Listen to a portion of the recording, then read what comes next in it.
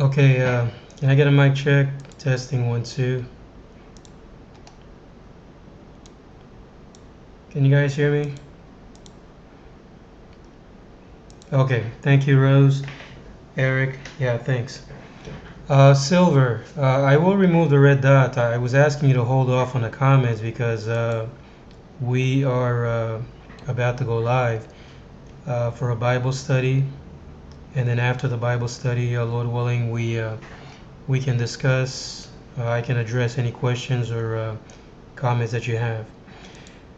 Welcome, everyone. Hold on 1 second.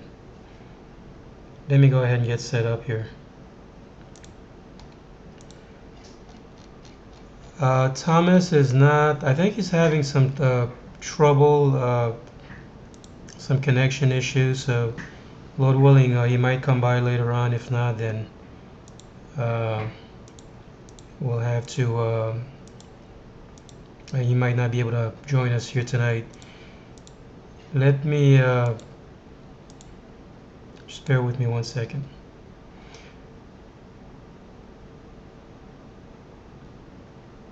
All right, tonight, Lord willing, Prolonging Days. This to me, by God's grace, is a very, very interesting topic because I began to analyze some verses in the Bible, and we'll try and see if I can get some feedback from you today. Elizabeth, hi, welcome. We'll try and see if we can get some feedback on this. Uh, Very interesting, as I said, because this uh, begins to open up, Lord willing, a whole new area when we start thinking about the nature of the 1,000 years that we read about in 2 Peter chapter 3, verse 8. So I will offer what I can here tonight and try and get some feedback as well. Now, living many years, it just began to dawn for some reason by God's grace when we start reading a lot of verses in the book of Ecclesiastes, and where God speaks of the wicked. Remember those verses? The wicked living many years, many days, 100 years. So I thought perhaps there might be a connection so that the church coming into the Great Tribulation is when the wicked enjoys the pleasures of sin for a season. Now in 2 Peter chapter 3 verse 8, Beloved, be not ignorant of this one thing, one day with the Lord. Notice the word is italicized, it's not in the original. So it's really one day with the Lord as 1,000 years, and 1,000 years as one day. Now, if we go back, we search the Bible for the phrase one day. It seems for the most part it is pointing to the Great Tribulation. Now, this is why I think that it's important that we allow the Bible to define the terms, because God assigns a variety of different terms to the language of the Bible. It is parabolic. So one day, we have to understand, Lord willing, that this is ultimately, I believe, it has something to do with the Great Tribulation. Is God assigning another name, such as 1,000 years, to the time when the church comes into the Great Tribulation? That's a possibility, right? Psalm 84 verse 10. A day in thy courts. And to be in the courts of God, that is the language of salvation, right? It's to be in the presence of God. Bismar, hi. Welcome. Can you hear me, Bismar? I hope everyone can hear me, right? I did a mic check earlier. Yeah, welcome. Good to see you. All right, thanks. So, a day in thy courts is better than 1,000. I had rather be a doorkeeper in the house of my God than to dwell in the tents of wickedness. God appears to be telling us here that to be in the presence of God one day, it's better to be in the presence of God one day than to be in the tents of wickedness. Now, you notice how God is tying in the number 1,000 to the tents of wickedness? You see that? So in other words, it's better to be in the presence of the Lord than for one day than 1,000. That is 1,000 days. And I think, God also uses the concept of a day for a year. So whenever we see 1,000 days or 1,000 or 100, I don't think it's going to change the context if we apply that also to years. And this verse did not post. Bear with me one second. I think Elizabeth might have a problem. Notice she left the room, so hopefully she'll come back in. Maybe she had the problem with the sound. Okay, now again, I want to try and go very slowly here so that to see whether or not we might be able to make the connection. 1,000 years in thy sight are but as yesterday. Psalm 90 verse 4. Can you see a similarity there? Now let me go back to Psalm 84 verse 10. A day in thy courts, that is to be in the presence of God one day, is better than 1,000. And then God goes on to say, it is better to be a doorkeeper in the house of God than to dwell in the tents of wickedness. So God appears to be associating the number 1,000 to the Great Tribulation. Does that make sense? It is a time when the wicked rule in the congregation.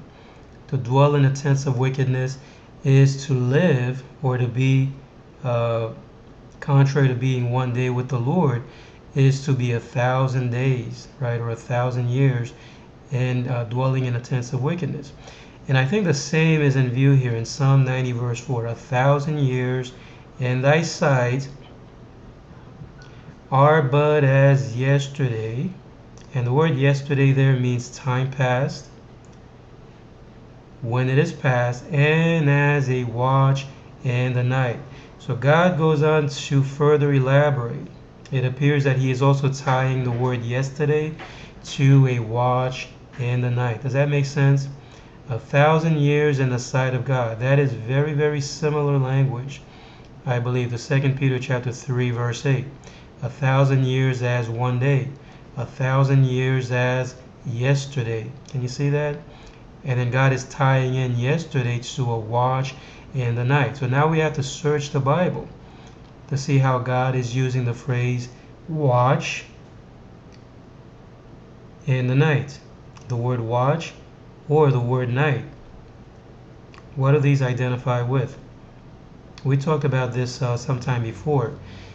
The night, midnight, is also associated with what? Yeah, Rose, tribulation. The night cometh when no man can work. Remember the 10 virgins at midnight there was a cry made, behold, the bridegroom cometh. So, 1,000 years in thy sight are but as yesterday when it is past. It is a watch in the night. Psalm 90 verse 4. Oops, I already posted that verse. Yeah, that's on the screen. Psalm 90 verse 4. Now, take a look at Lamentations chapter 2 verse 19. Arise, cry out in the night. Having a difficult time with Pal Talk allowing these verses to post. That's part 1. And then here's the second part. Cry out in the night, in the beginning of the watches. So what do you suppose the watch is related to spiritually? Notice here it says in the beginning of the watches. Pour out thine heart like water before the face of the Lord. Lift up thy hands toward him for the life of thy young children that faint for hunger. There's a clue. When we see the word hunger, what do we think about? What comes to mind when we see the word hunger? Yeah, famine. A famine. Amos chapter 8 verse 11. The days come when I will send a famine in the land. So again, it appears to be bringing us right back into the Great Tribulation. Luke chapter 12, verse 38. And if he shall come in the second watch, or come in the third watch, and find them so, blessed are those servants. Now you see, God uses a variety of terms. He speaks of the second watch, the third watch, as if to say somehow each one of these identify with a separate time frame. But I don't think that's the case. I think God here is being very repetitive, very redundant, but yet he is speaking of the night coming on the church. That's the Great Tribulation. And the numbers really, we understand the numbers based on the context of the verse. Notice also in Mark chapter 6, verse 48, he saw them toiling and rowing, for the wind was contrary unto them. And about the fourth watch of the night, he cometh unto them walking upon the sea. When does Christ reveal himself? Now you notice here that they're having a very difficult time. I believe they were in the ship. Now the wind is contrary. What does that signify? What does that tell us? Remember, I think when Christ was asleep in the ship one time, and there was a tremendous storm that came over them. The name of that storm was Euroclydon. And I think in the context there, it relates to the activities of Satan again during the Great Tribulation.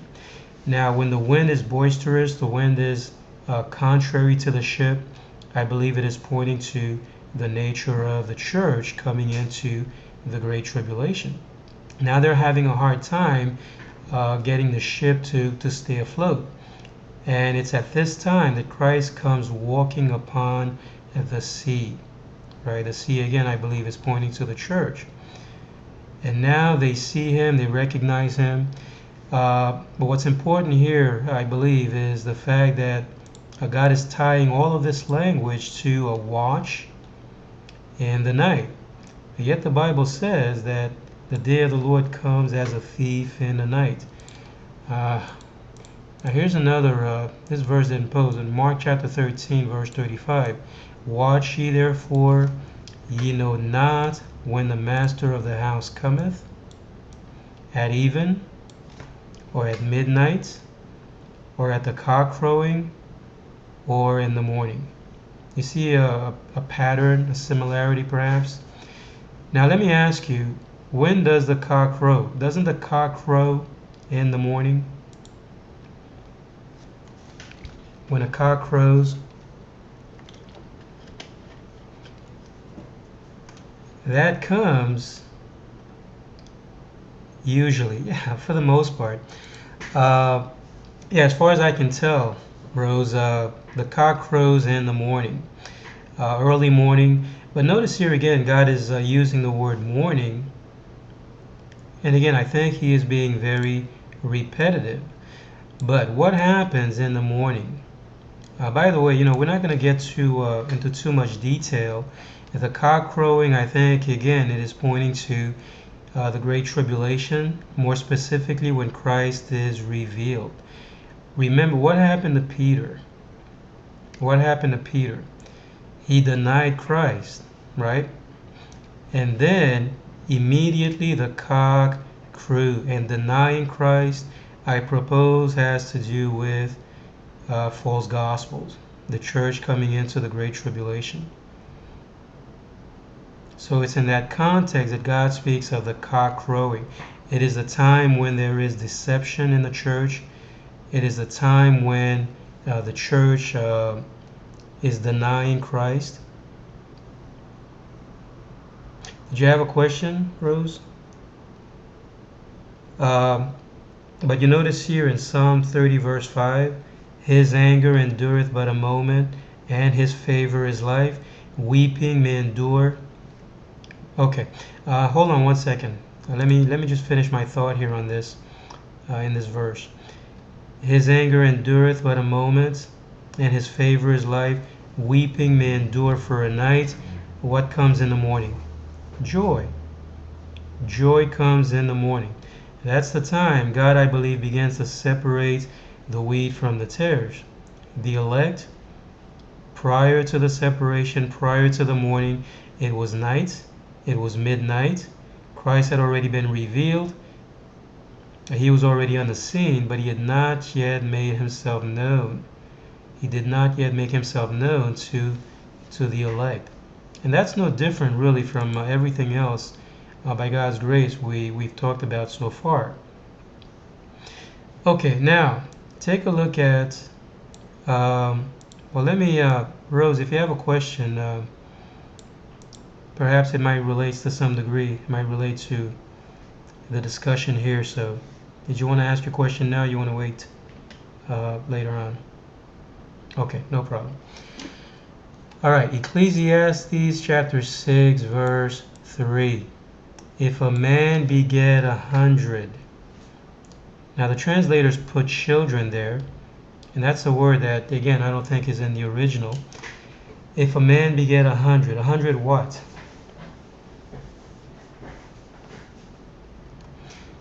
You see here that it's not really, I don't think it's really important. It is the number that God appears to be underlining, 100, and live many years. And I propose here that the idea of living many years, it is the time when the wicked rule, when the wicked triumphs in tribulation. So this man here, I believe, is speaking of the church, the corporate church. If a man begets 100, if a man beget 100 and live many years, so that the days of his years be many. Notice in the latter part of the verse, and his soul be not filled with good. Who is good? Well, Christ is good. We understand that. Can you see the language of judgment here? Now, the picture that God appears to be painting is that here's an individual, a young man perhaps, someone who is enjoying life. They live many years, many days. They enjoy the pleasures of this life. That's the church. That's the rich man. He lives many years. He lives to be 100. MSC, hi, welcome back. He lives to be 100 years. He lives to be 1,000. He lives many days. But yet, he does not find the grave. His soul is not filled with good, and he has no burial. What does burial have to do with? We've talked about this before. What is burial? Someone is not buried? Yeah, salvation. You see, so this person, this individual, yeah, the death of Christ, to be buried with Christ in baptism. This individual, he lives many years. He begets 100. He lives many years. His days are many. That I believe, can you see how beautifully this appears to be tying into the nature of the church in tribulation? When the church rejoices over the unsaved, they kill the two witnesses. They enjoy the pleasures of sin as a rich man. But yet he does not find the grave. He has no burial. Exodus chapter 6 verse 4. For he cometh and his... I think I may have skipped a verse here. Hold on one second. Ecclesiastes 6:3. Okay. Exodus chapter 6 verse 4. He cometh in with vanity and departeth in darkness, and his name shall be covered with darkness. And then in verse 6, yea, hold on one second. Yea, though he live 1,000 years time. Now let's look at this very, very carefully, because again, I believe this is tying in to 2 Peter chapter 3, a day as 1,000 years. Now this, we're looking at the same individual, we're talking about the church. Though he live 1,000 years, the word twice is not a good translation here. That's a word that's more often translated time. It's also translated once. So he lives 1,000 years, 1,000 years time. And notice the parallel to Exodus chapter 6 verse 4. To Ecclesiastes chapter 6 verse 3. He lives 1,000 years, yet hath he seen no good. So he goes through the great tribulation. He lives many years, many days. He enjoys the pleasures of sin for a season, and yet he does not come out of tribulation. He does not find the grave. He does not experience the resurrection. He departs in darkness. He comes under the wrath of God. The same thing is in view here. Ecclesiastes chapter 8 verse 12. Though a sinner do evil 100 times, and his days be prolonged. See, the picture again, I believe, is in view, is someone who lives a long time, right? He enjoys all the benefits of the world, and that's the rich man, typifying the church. So the sinner does evil 100 times, and his days be prolonged. Yet surely I know that it shall be well with them that fear God, which fear before him. Ecclesiastes chapter 11 verse 8. Let me see if I can get this verse to post. Oops. Too many colors here. But if a man live many years, and rejoice in them all, when do the believer, the church, when does the church rejoice? If a man live many years and rejoice in them all, let him remember the days of darkness, for they shall be many. Now I know we can look at these verses and we say, well, that's, generically this is talking about anyone in the world. They live many days. They're more concerned with money, perhaps, with material things. And somehow God is going to bring judgment on them. Now that's true. But you see, we always keep in mind that God speaks in parables. And until we can actually understand, by God's grace, how these verses are tying into the kingdom, then we've not properly understood the parabolic nature of these verses. That makes sense? So if a man live many years and rejoices in them all, let him remember the days of darkness. The unsaved in the church rejoice when they come into the great tribulation. Revelation chapter 11 verse 10, they that dwell upon the earth shall rejoice over them. Over whom? Over the word of God, over the two witnesses. And also Psalm 35 verse 19, let not them that are mine enemies wrongfully rejoice over me. That's when the wicked rules. The wicked is in charge prior to the separation. Zephaniah chapter 2 verse 15, this is the rejoicing city. It's Babylon. That dwelt carelessly, that said in her heart, I am. Now that's a time reference there, I believe. And it brings us again into the great tribulation. Many shall come in my name saying what? Many shall come in my name saying, I am. It's a time when Satan exalts his throne above the stars of God. Yeah, exactly, Eric. Satan exalts his throne above the stars of God. Antichrist is ruling. Babylon means confusion. False prophets and false Christ shall arise with signs and wonders.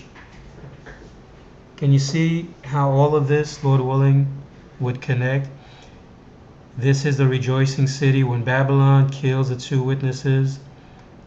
Now the unsaved, they rejoice. They live many years. They take pleasure in the things of the world, like the rich man. A sinner lives to be 100, his days are prolonged. Ecclesiastes chapter 7 verse 15.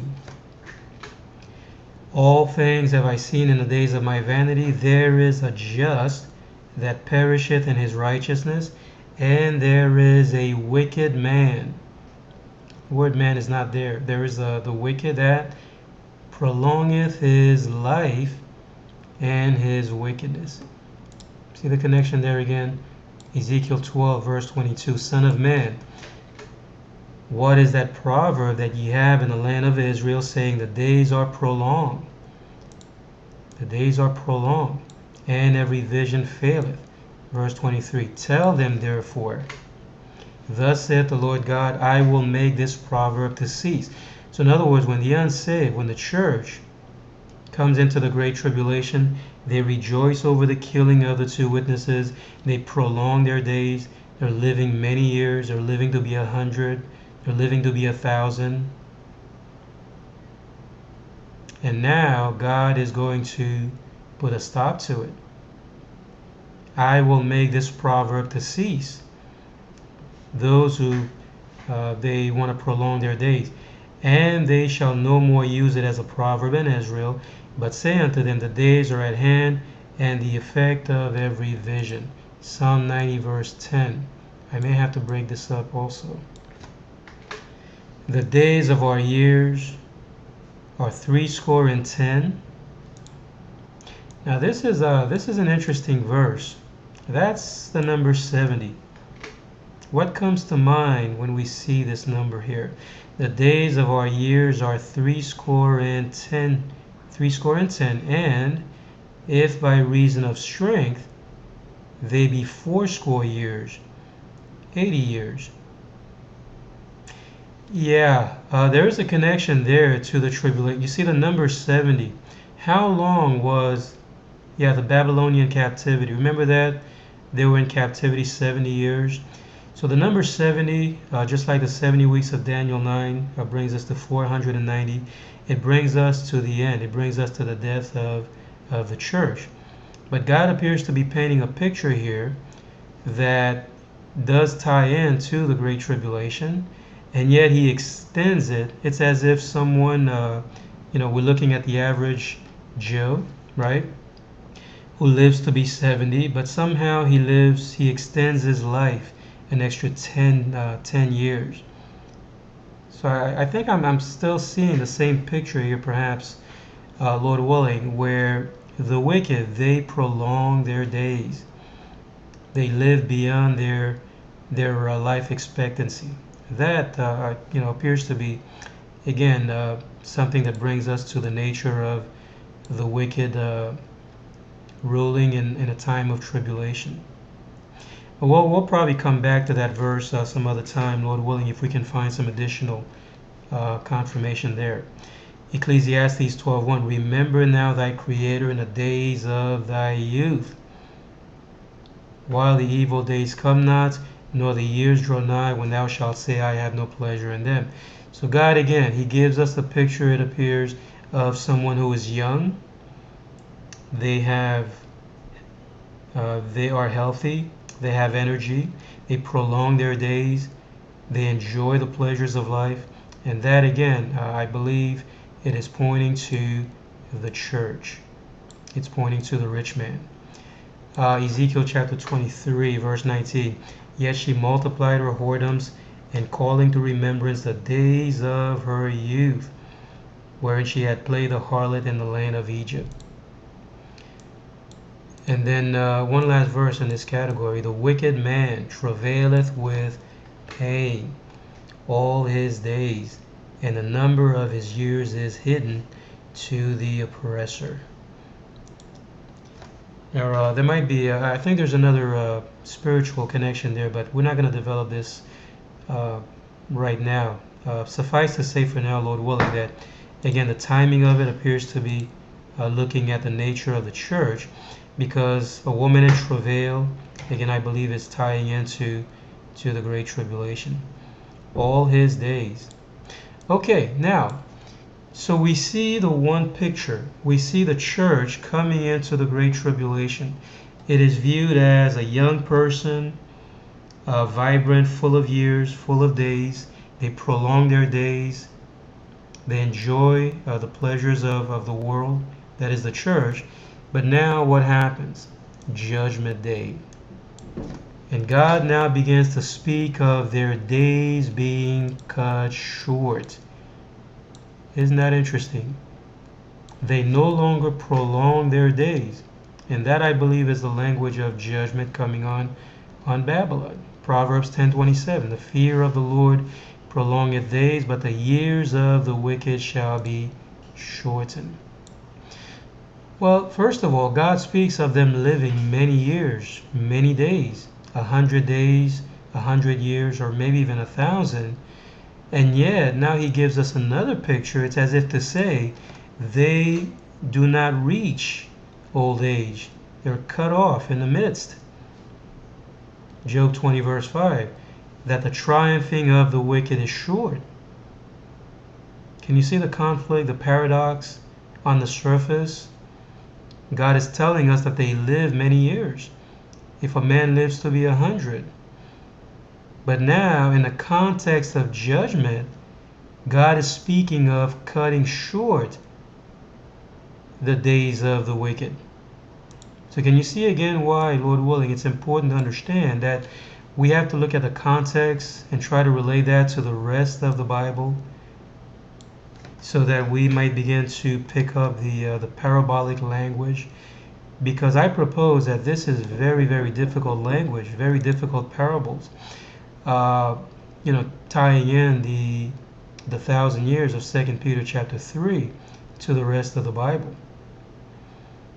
But the more I look at this, the more I begin to suspect that God is using the phrase 1 day and 1,000 years to the time when the church is in tribulation. So the day then becomes synonymous to the Great Tribulation. That's not surprising. God uses a variety of other terms, I believe, to point to the Great Tribulation. Isaiah chapter 13, verse 22, the wild beasts of the island shall cry in their desolate houses, dragons in her pleasant palaces, and her time is near to come, and her days shall not be prolonged. Judgment coming on Babylon. Ecclesiastes chapter 8, verse 13, but it shall not be. What about 2 Peter chapter 3? Are you talking about a day as 1,000 years? Well, I made reference to that earlier. Yeah, it's a little bit complex, Rose. What I'll do is when I summarize in a few, I'll try to see. Yeah, you might have missed it because I was trying to relate some other verses there. Let's see. But I'll come back to that and try to offer a brief summary on it. Psalm 90 verse 4, 1,000 years in thy sight are but as yesterday. It is a watch in the night. And God there appears to be tying in the word watch, again, to the Great Tribulation. And that's where I also believe the 1,000 years comes into play. Okay, but I'll come back to that in a few minutes. Ecclesiastes chapter 8 verse 13, but it shall not be well with the wicked, neither shall he prolong his days. Can you see the connection that I'm offering? That first of all, God speaks of the days being prolonged. That's the language of the church coming into the Great Tribulation when they rule. They put to death the two witnesses. But now Christ is revealed. Now God is going to cut short the days of the wicked, the days of Babylon, the days of the church. Does that make sense? And I think we'll see a verse here, a very familiar verse, that seems to fit into the overall picture. Deuteronomy chapter 4 verse 26, I call heaven and earth to witness against you this day that ye shall soon utterly perish from off the land wherein ye go over Jordan to possess it. Ye shall not prolong your days. That's the language of judgment. Can you see that? We have to find the gospel. We have to find the language of judgment and the language of salvation, because God, as I said before, is primarily concerned, I believe, with what's going on in the kingdom, what's going on in the church. So now they no longer, they do not prolong their days. Psalm 89 verse 45. The days of his youth hast thou shortened. Thou hast covered him with shame. Psalm 102 verse 23. He weakened my strength in the way, he shortened my days. The shortening of the days, I believe, has to do with coming out of Babylon. Take a look at Matthew 24 verse 22. Do you suppose this is an accident? I've looked at this verse a number of times, and we can relate this verse, I believe, to the biblical calendar. I think we can actually make a tie-in there. But can you see also how it relates to the verses that we are looking at here? God is cutting short the days, that is the great tribulation, the days, the time when the wicked rules. And except those days should be shortened, there should no flesh be saved. And the salvation that is in view there, I propose, it is a salvation of coming out of Babylon. It is a collective salvation, not individual. We look at this verse, Matthew 24, and say, well, now is the latter rain. Now God is going to save a great multitude now outside of the church. I don't believe that this is what that verse is teaching.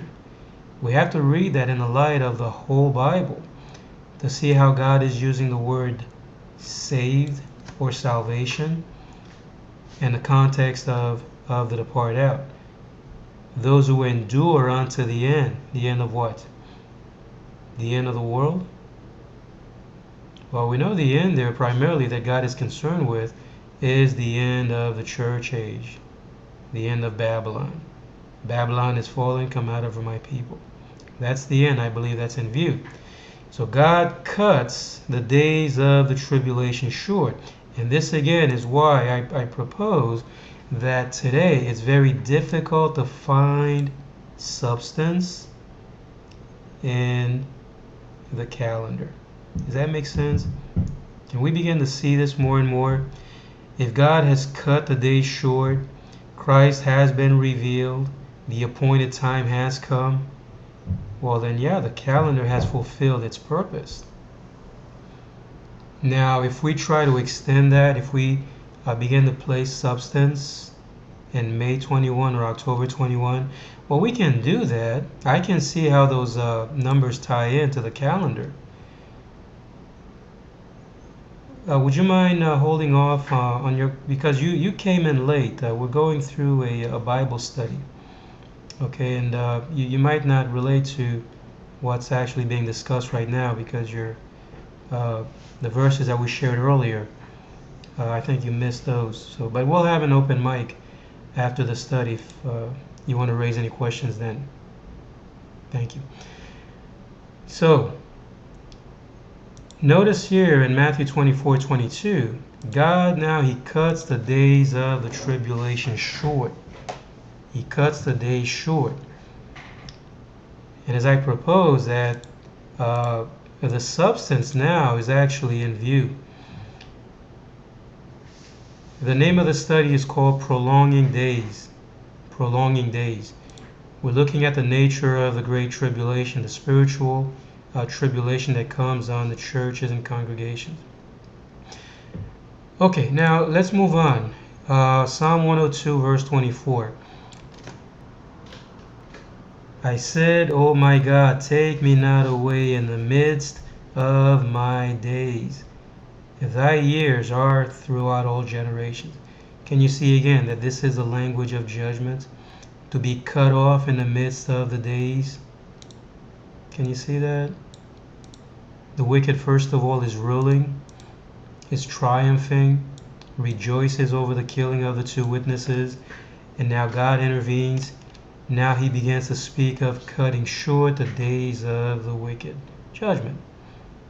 Jeremiah chapter 17 verse 11.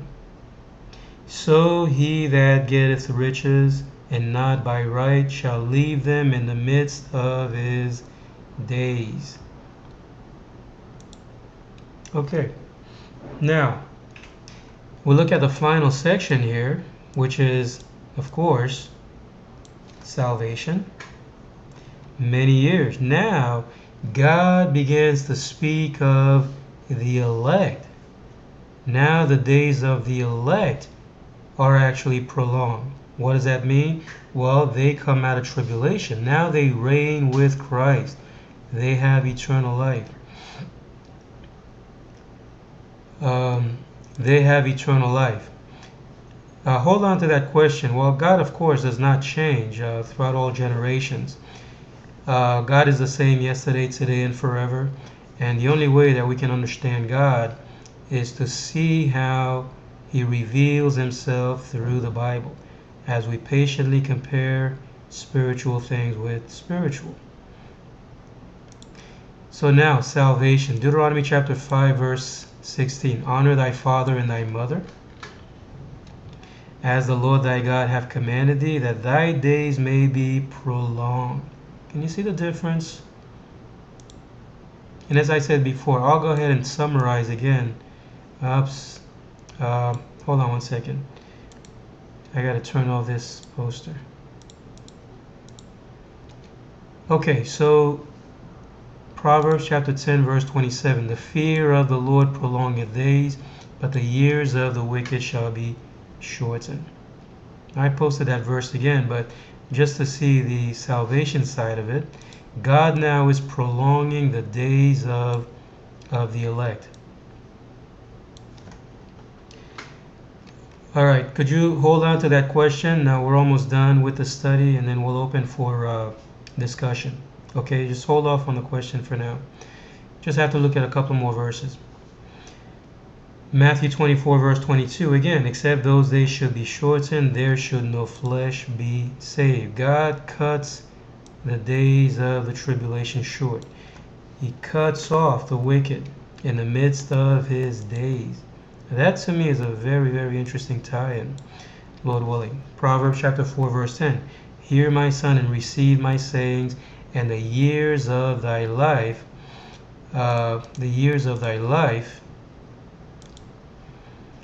shall be many. Proverbs chapter 9, verse 11.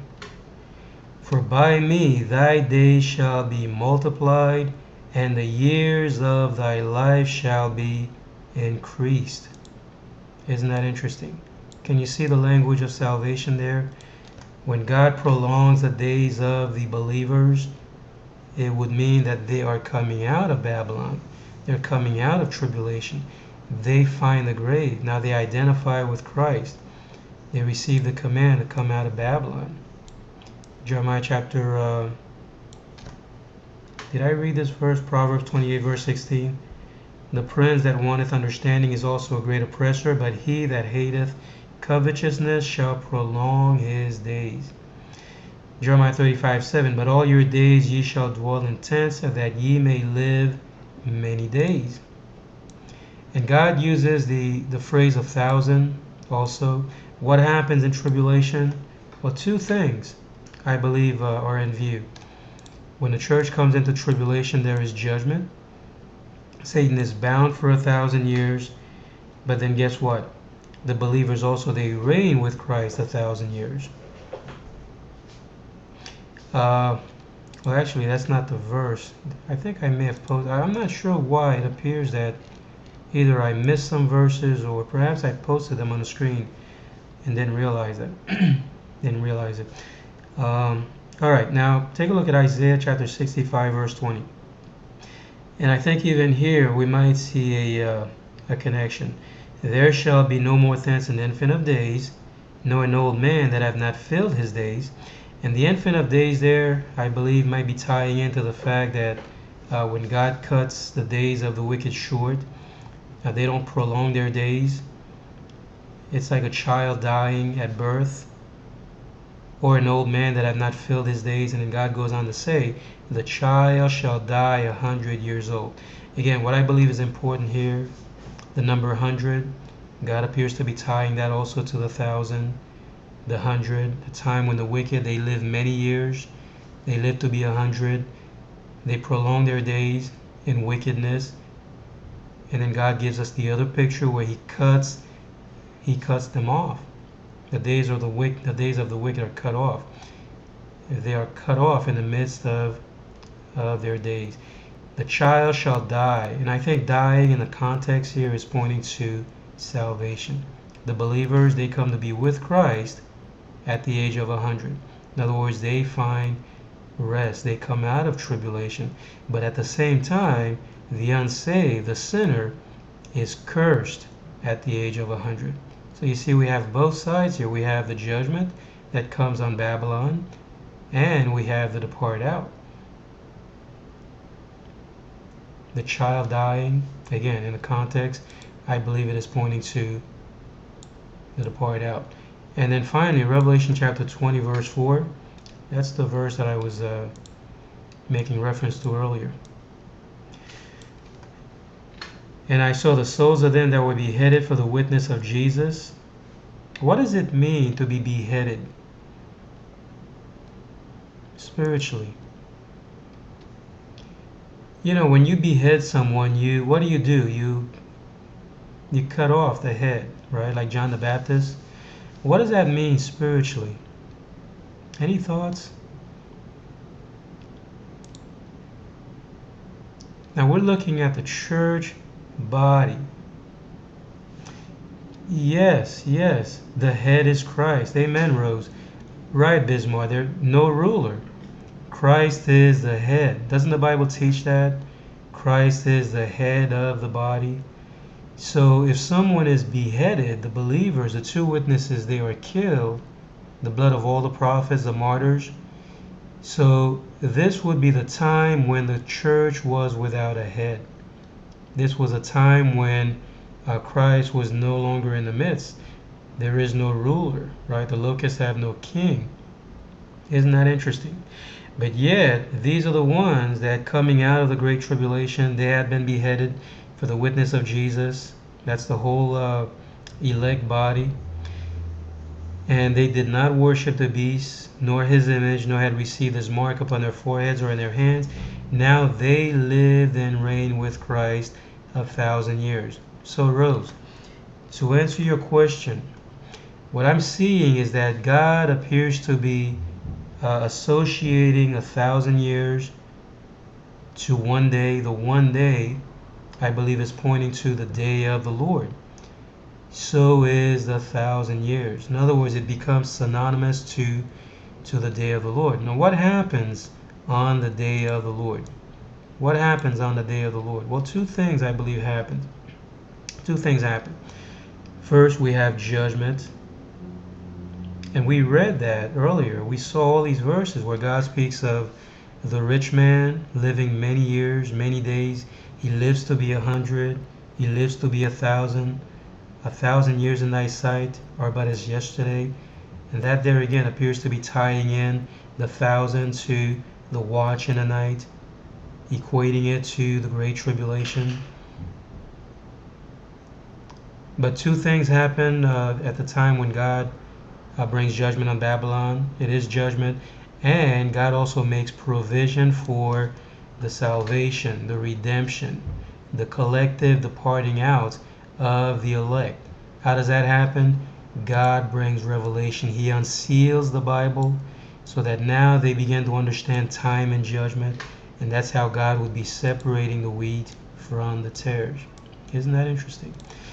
So my conclusion here, what I'm offering, is that God appears to be using the language of living many days, many years, living to be 100 or 1,000, to the rejoicing and the triumphing of the wicked in tribulation. That, to me, Lord willing, is the primary picture that I see to be running through the whole Bible. And I think perhaps you might begin to see this as well. When we look at all these, verses, past studies that I've offered, what is the one thing that we keep coming to again and again and again and again? What is that? What is the one thing we find repeating time and time again? It is the nature of God's judgment on the church. That's it. And all these things have been sealed. Yes, exactly, Rose. It is the end. It's God's judgment on the church. The end of the church age. Babylon is falling. Everything in the Bible appears to be pointing ultimately to the time of the end of Babylon, the end of God's kingdom here on earth. And that's the judgment, right? The believers, even though they identified corporately with the church, they identified with the unclean, coming into the Great Tribulation when God was hiding his face, no ruler, right? The church has been beheaded. God is hiding his face. And then came the appointed time. Now Christ is revealed. Now he begins to unseal the Bible so that you and I, by God's grace, we understand, or we begin to understand. There's still a lot more that we've not yet actually, perhaps relate to. But if we understand perhaps that the language is always the same, it is going to bring us into the Great Tribulation. And that's how I propose. We can begin to suspect that we are on the path of truth. The moment we can actually tie these verses to the rest of the Bible to see how to see the language of judgment on Babylon, and at the same time the collective departing out. That is the believers coming out of tribulation. Does that make sense? So that's what I'm offering here again. Living many days, many years, 1,000 years, 100 years, appears to be the church coming into the Great Tribulation. And then God cuts the day short. He cuts the wicked off in the midst of his days. That's the language of judgment coming on Babylon. And now the believers, they are said to prolong their days. Now their days are prolonged. Why? Because Christ has been revealed. Now they are coming out. Now they find the grave. Now they understand time and judgment. Okay. Well, hopefully, and as I said earlier, that 2 Peter chapter 3 is probably the most difficult verse in the Bible to interpret spiritually. Let's look at that again. But just give me a moment here. We'll open for discussion, and then I'll see if I can maybe just elaborate a little bit longer on that verse, Lord willing. Bear with me one second.